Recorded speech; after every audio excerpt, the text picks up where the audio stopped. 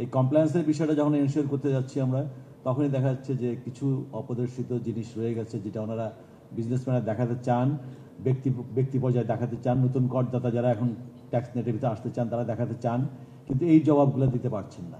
সেই জন্য আমরা এই ধরনের একটা সুযোগ তৈরি করে দিয়েছি। আরও বলা ভালো যে কালো টাকা যারা তৈরি করেন এবং কালো টাকা যারা, আমরা এই কথা বলি কালো টাকা আমাদের প্রশ্রয় দেওয়া হচ্ছে, কালো টাকা যারা তৈরি করেন, কালো টাকা কিন্তু যারা তৈরি করেন তারা ইকোনমিতে ব্যবহার করার জন্য করেন না। কালো টাকা মূলত দেশের বাইরেই বেশি চলে যায় এবং বিভিন্ন ভোগবিলাসের কাজেই ব্যয় করে ফেলেন।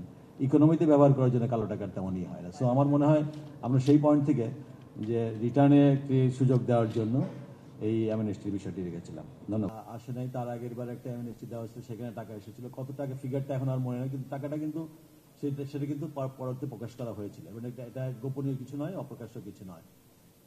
ফৌজদারি প্রক্রিয়ার ভিতরে আইনি প্রক্রিয়ার মধ্যে এই ধরনের বিষয় কিভাবে বৈধ হয়ে যাবে ট্যাক্স দিলে, এটা আইনি প্রক্রিয়ায় পড়ে গেছে, কেসের ভিতরে পড়ে আছে। সো এত ঢালাওভাবে আমরা এটাকে দেখতে চাই না।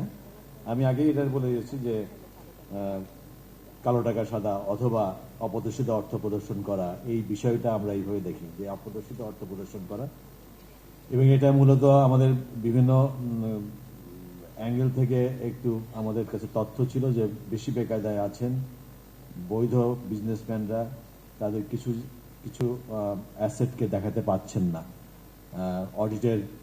অডিট জনিত কারণে। সেই জন্য আমরা এটা প্রস্তাবটা করেছি।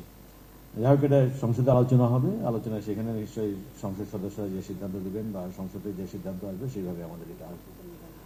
আপনি আরেকটা কি প্রশ্ন করছেন আমি নিজে ভুলে যাই। ক্যাপিটাল মেশিনারিজের উপরে আমি তো অনেক বাড়ানো হয়েছে যেটা আপনি বললেন, আপনি একটু আমাদেরকে লিস্টটা দিবেন যে কোন জায়গায় অনেক বাড়ানো হয়েছে। যেখানে আমাদের জিরো ছিল সে কিছু কিছু ক্যাপিটাল মেশিনারিজের জিরোকে আমরা 1% করেছি।